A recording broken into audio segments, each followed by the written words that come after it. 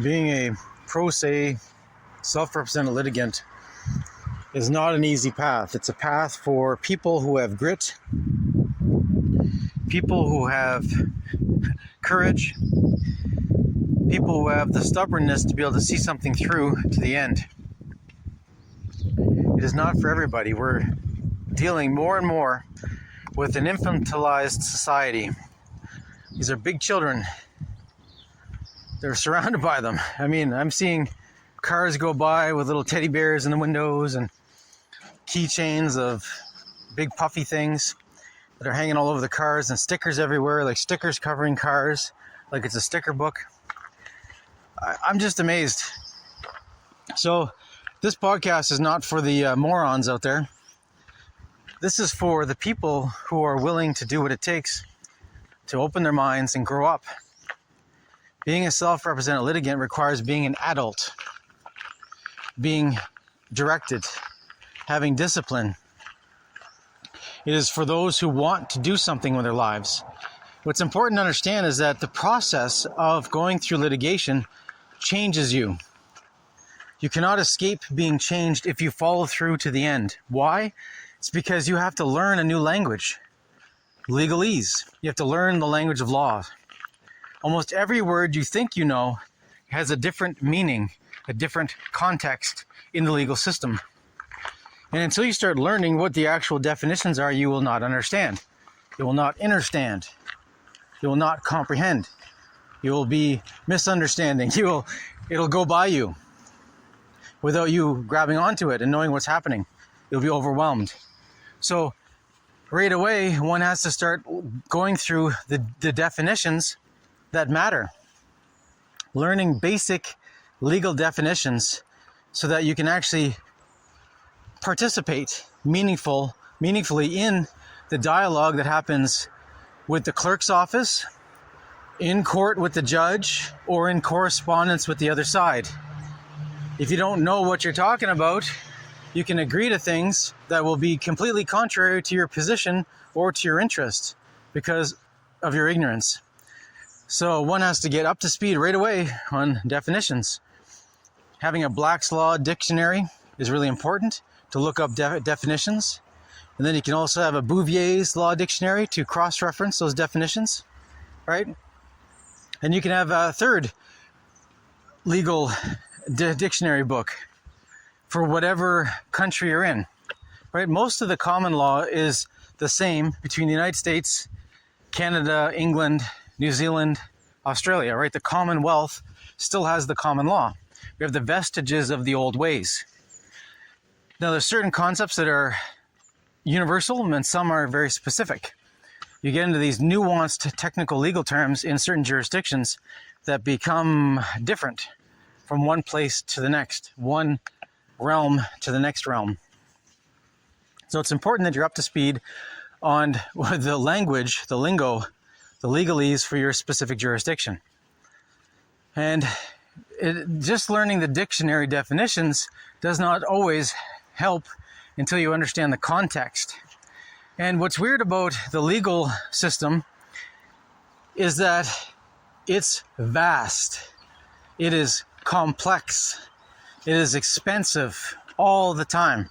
Every year there's new regulations, new rules, new amendments, new statutes, new acts being placed on the books, and you're supposed to be aware of them. This is why certain lawyers actually specialize in specific fields of law, whether it's criminal defense litigation or criminal prosecution litigation, or it's real estate law specifically. The reason why lawyers often will silo themselves into a specific area is because trying to know all the law all the time is overwhelming and impossible. But a lawyer can find a niche and become an expert in that niche fairly quickly. Why? Because for any specific subject matter, there's probably only about 5 relevant current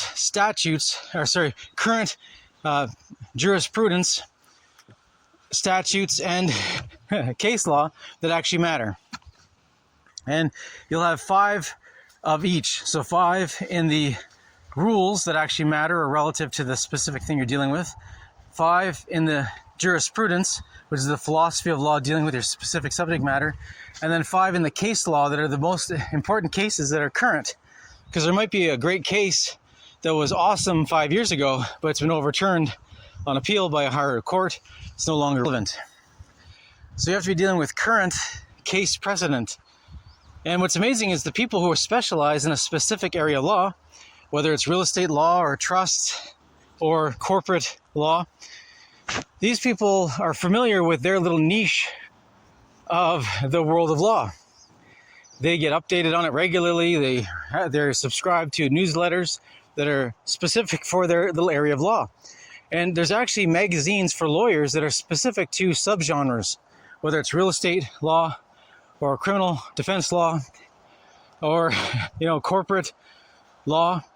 There's actually whole magazines that are devoted to specific subsects of the law that actually update the lawyers regularly with a monthly subscription that'll tell them all the new things that happened, new precedents, new cases, things that change the legal landscape for that individual who's affected by things that affect them. See how simple they have it? Now, as a ProSe or self-represented litigant, you do not have access to this stuff. Number one, you usually have to be a lawyer to even subscribe to these magazines.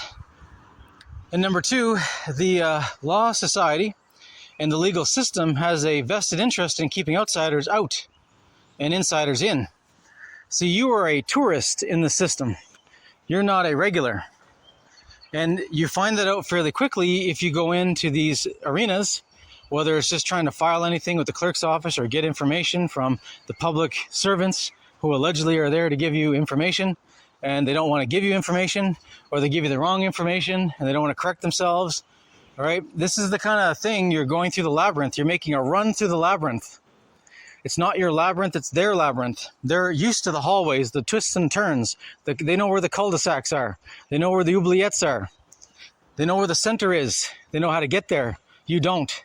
And it's rare to find someone who's willing to help you, because as soon as one of them helps one of you, they become outsider adjacent.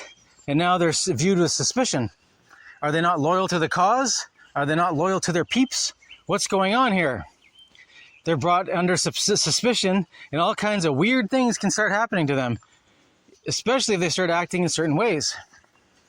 It's important to appreciate the levels of the system. It's complex, intertwined. You have lifelong bureaucrats who are just trying to fill out their career, get to the end, retire with their retirement package. They're going in day to day, week to week, month to month, year to year, working towards that retirement, trudging on.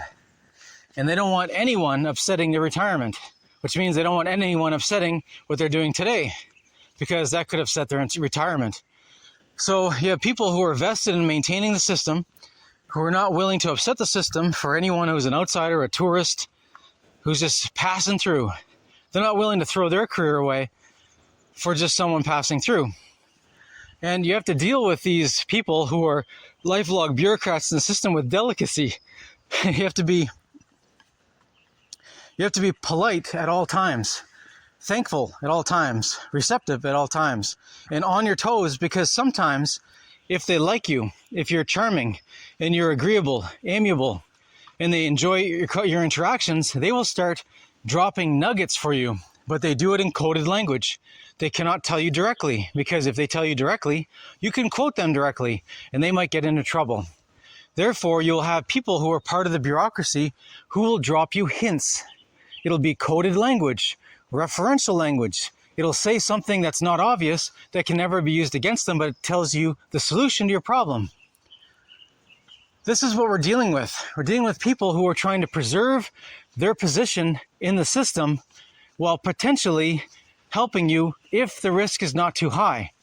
If you seem to be a smart person who keeps your mouth shut, is not a rat, then they're more likely to provide you information you might need that is difficult to find otherwise. Some of these bureaucrats know the code forward and backwards because that's all they do every day, year after year, year after year. They attend conferences on this crap. They're swimming in it. they live it and they try to get away from it in their spare time. This is what's important to understand. When you start actually appreciating the legal system for what it is a fantastic system that is complex on purpose. The labyrinth was built this way for this purpose, to protect the denizens of the labyrinth. You are an outsider. You are not one of them. You're something else. You're a threat to them, whether you think you are or not. They see you as a threat because you are. All it takes is a couple bad actors to go through the system as outsiders, looking just like you look, to cause all kinds of trouble. People who are either plants, who are bad faith actors meant to cause problems, as in they're being paid to go in and cause problems that will require a response from the system that makes it less possible for people to access information, to restrict ProSe, self-represented litigants' movement to the system. So there's actually people in there whose job it is to give self-represented people a bad name. These are actors who are in there acting badly to give the premise that self-represented people need to be reeled in. They exist. I believe I bumped into a few of them over my time through the court system. Now there's another type that is people who are disillusioned. They have an idea of what the court system should be, and they don't understand yet that their belief in what the court system should be and what the court system actually is two separate things. And these people get madder and more pissed off when their experience is not what they expected from watching TV shows and movies about the legal system. They cannot resolve in their mind that the fantasy that they believed was true is not actually true. And they lash out. They lash out at the people in the system. They lash out at the people taking documents, the people answering questions, the clerk's office. They lash out at the judges, opposing counsel. I mean, they go crazy because they have been living a lie and they don't want to accept the truth that it was a lie. And if they just resolve themselves to align with reality, they might have a good chance of achieving their goal. But these people are having a psychic break where they demand the system align to their fantasy of what they thought the system should be. And guess what, brother? The system does not do that. It will push back. It'll punch down. It will eject you from the system. I've met these people as well, and they are a trouble. They file complaints about everyone, everywhere, all the time. They spend all their time filing complaints and filing complaints and filing complaints, and not realizing it's getting them nowhere. The system is not designed to self-correct because someone complained. That's not how the system works. The system works to maintain power for the powerful. That's the actual root source code of the system. Your access to the legal system is the window dressing that gives legitimacy to the system. So the propagandist can show up on TV, or politicians can show up and argue the merits of how amazing the justice system is and everyone has access to justice. On and on it goes. The only reason you have access to quote-unquote justice is because the control system needs that to provide credibility as a veneer to what's actually going on. This is a hard truth. Most people don't want to hear it because it sucks. It does, but that's the truth. This entire system, the entire legal system, the common law system, was designed to maintain power for the powerful. And until you start going back in the history of where did it come from and where did this thing, metastasize from, it's difficult to appreciate how this system is just a control system that has changed veneer a couple of times. Originally, the king claimed ownership of everything, and he claimed absolute law. He was the law. Every word he spoke was the law. And he could contradict himself anytime he wants because he's the law. He can say one thing's legal today, it's illegal tomorrow. It's a death sentence today, it's not tomorrow. If you do it, it's a death sentence. If you don't do it, it's a death sentence. He could have said all that stuff because it was absolute brazen power being displayed by the aristocracy through the idea of kingship. The king concept is a crown system whereby you had these upstarts that were basically gangsters who were local strongmen. The strongmen would conquer territory and basically kill you if you didn't obey them. That's how simple it was. And eventually these strongmen would amass enough territory that they'd be asked to be part of the crown system. So the strongmen on their own were just considered to be local gangsters and warlords running around doing their thing, doing whatever they want. If you didn't like it, they'd kill you. It was that simple. But then eventually the system was dressed up with the premise of the crown. Now the crown system is all about, it's a gangster system where the identifying mark is the crown. The crown goes on your head. If you're wearing a crown on your head and you're the king, it means you're part of the crown system. It means there's a higher power than you. You're just the local iteration of the crown system. The crown system is a group of warlords who work together to protect each other. They had mutual assurance pacts, right? If one of them was attacked, they would all respond together. So one guy who might have had 100 men in his army could join the crown system, and now he had access to 10,000 men to defend his interest or prosecute his interest, depending on what he wanted to do, if it was profitable enough. This is how the crown system actually worked. Now, through this crown system, there was all these iterations that happened over a period of time where this basic premise of the king was God. Anything he said was rule of law. Everything he said was true. Even if he contradicted himself 1 minute to the next, it was always true. Now, this actually became so large an enterprise that he had to delegate his responsibilities. Why? Because there's a period of time when if a couple of lords and ladies, or lords basically, so if lords and noblemen had a dispute, the dispute would be resolved by the king. The king would act as the judge in these disputes to maintain peace in the realm. So there'd be two lords that would be arguing over land claims or whatever, and the judge, the king, would hear them out and then make a decision, which was final. And it would resolve the dispute from that point on. That was it. And what ended up happening was, as the king took on the role of this peaceful resolver of issues, the volume of issues started percolating to the surface of people who were not willing to fight and die in personal grievances. They were not willing to actually have a trial by combat against their adversary. They wanted a trial by king. But this ended up becoming a volume enterprise, and there's so many trials going on that were going on in the king's court. You got to imagine the king's court is basically the king had his throne in this giant room. In this room was all his advisors and his favorite people, and they're all hanging around. They're eating and doing whatever, and there'd just be a marching up of people coming up with their issues. They'd have to explain what's going on, and the king would resolve the issue and move on in life.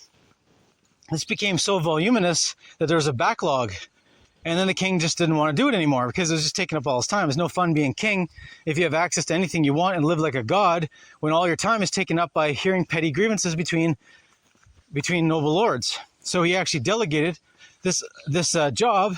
He delegated his power to a court, which is a judge, someone who actually would hold court for him.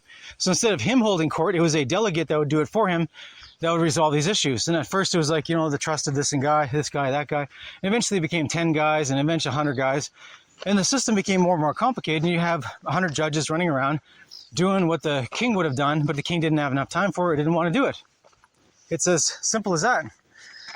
And then eventually it became specialized, where certain judges handled certain things and other ones handled other things. This is where the jurisdiction started bifurcating.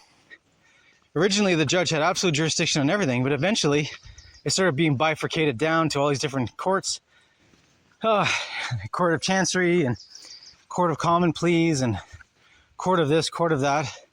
Eventually there's courts of appeals because there's so many decisions being made, and there had to be some legitimacy brought to the system that what if there's a mistake? Oh, we need a court of appeal so that people can review. There could be a judge reviewing what happened below, and then that system bifurcated again. This whole system was all about control and about the premise of legitimacy. Without the premise of legitimacy, people would not believe in the system. Therefore, they would not participate in the system. The entire thing is a control structure. So there's a whole history here that's provided in a different audio format that goes through the history of the courts and the judges and the kings and how it all resolved into these, even the lawyers, right? How it's all intertwined. Now, what's important to understand about this is we're here today because this system became complex and more complex again, layers and layers of complexity and adjustments. But this is all a veneer that holds a simple truth. The powerful are using this system to maintain power. Their interests are served by the system, otherwise the system would not be in place because they would have a different system. What's going on is that the interests of the powerful are being served because whatever they do, and there's no one to hold them accountable because they're never brought into court. They're never inconvenienced by lawsuits. The truly powerful never are in court. Their representatives are never in court. They're above the court system. That is why they created the court system, so they could be above it. That is where the power actually lies.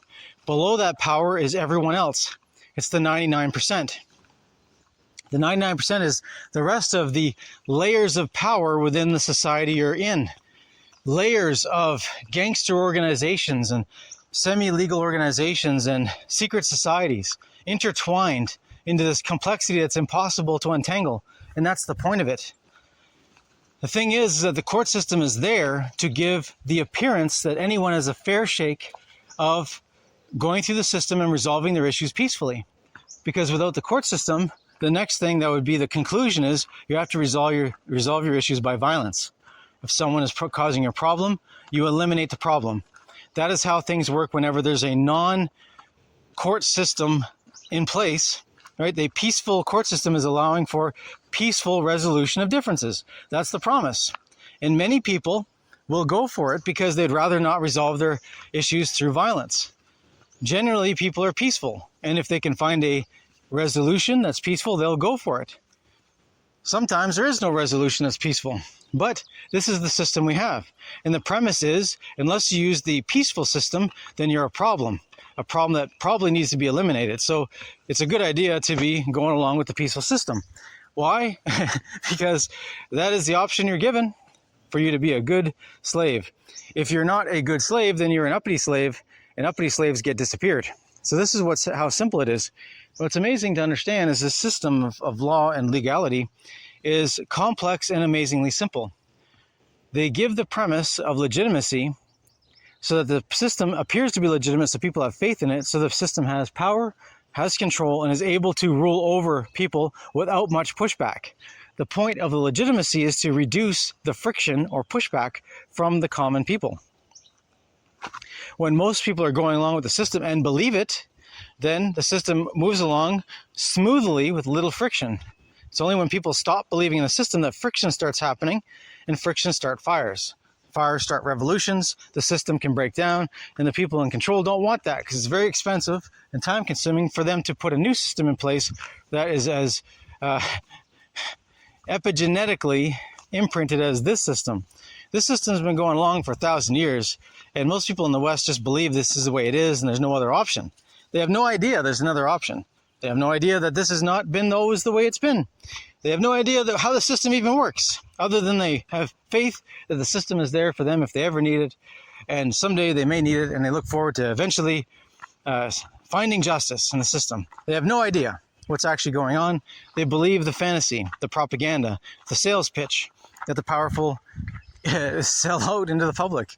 I mean, what's great about that is, though, the whole premise of legitimacy allows for the opportunity for regular people to be able to resolve their issues in court because the system is there to maintain power for the powerful. So the powerful don't care about a couple of nobodies arguing over some little chunk of land or whatever they're arguing over. This is what's important to understand. because the powerful don't care about what the unpowerful do, we have an opportunity to actually use the court system to resolve our issues in some way that actually makes sense. And until you actually start exercising this, you're never going to really appreciate how complex and simple the system actually is. And when you actually embrace the system, if you choose to, you will actually have a growing experience, because even if you do not succeed in your first round in court, you will learn a lot.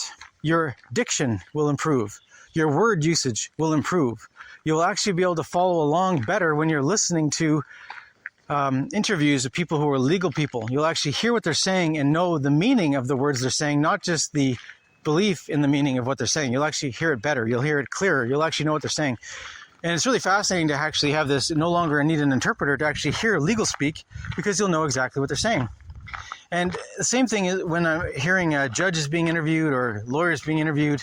They say things and most people have no idea what they actually just said. But you, if you have the diction, you have the verbal concepts on lockdown, you're able to actually interpret what they're saying and reinterpret it back to plain English. Right? It's as if someone is speaking French and you have to interpret French into English and translate into your own mind. And when you are able to translate legalese into plain English, you really understand what's being said.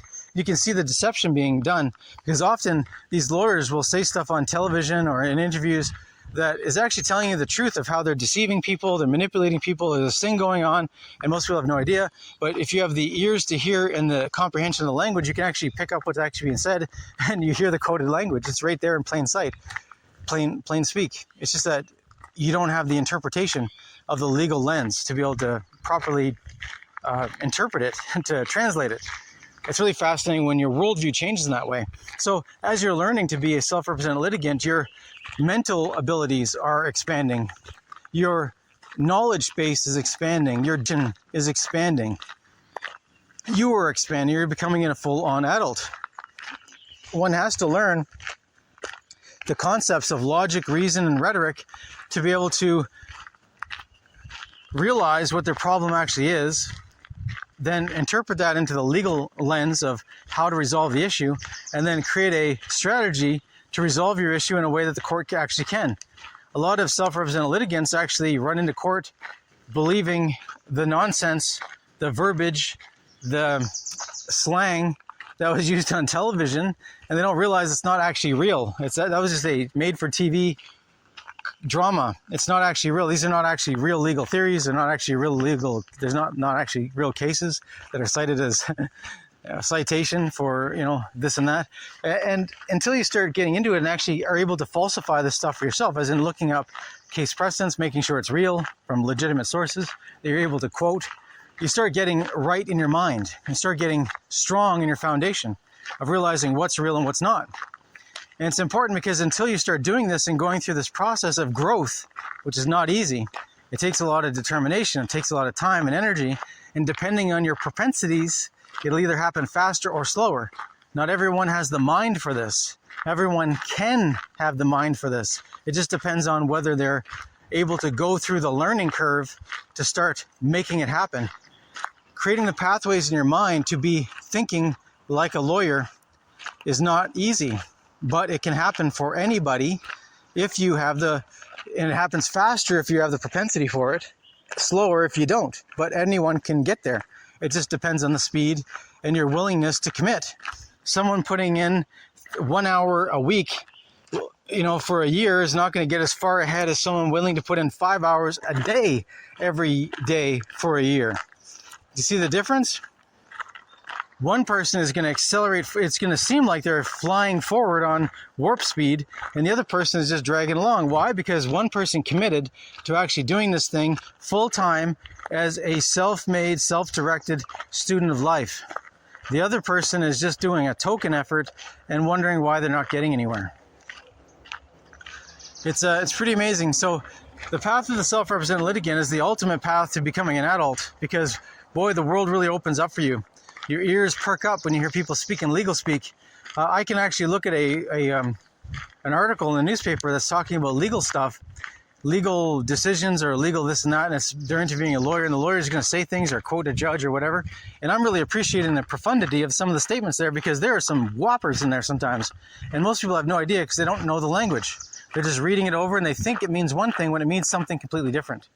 And it's amazing having the lexicon, the Rosetta Stone in your brain to be able to actually interpret, to translate from legalese into English, so you can really appreciate what's going on. It's really fascinating stuff, and I encourage everyone to do it if you care to. I mean, this is a big deal. It is a profound change. It's not easy. There's no half measures here. You have to commit 100% to go as fast as possible to achieve your goals, create milestones that can help you further whatever your interests are, whatever way you interface with the system, whether it's through political activism or legal activism or creating amicus briefs or just trying to understand what's going on around you better, or pursuing your own civil matters, or defending yourself criminally in court, because everyone gets accused of something sometime. So if you have the skills and you're ready to rock, it's really, you're able to do things. I mean, if you lose a case and you know that this case is unwinnable because of certain things, then hey, why not lose a case on your own terms, getting an education in the meantime, rather than paying a lawyer $100,000 to lose an unwinnable case, right? And you know there's nothing that could have been done different because you actually resolved all the case law, you resolved all the rules of court that mattered, you resolved everything that actually mattered, and you realize this is unwinnable. Why? Because there's a larger agenda afoot that cannot allow you to win. To allow you to win means the powerful will lose, and they will never let themselves lose. So there's times that you have to, suck it up, because the reality is not as good as the fantasy portrayed on television, movie, and media. So anyways, I thought this might be helpful for your consideration of whether you're going to move forward being a self-represented litigant or not. And anyone who's been there knows what I'm talking about. Those who haven't been there yet might be intrigued.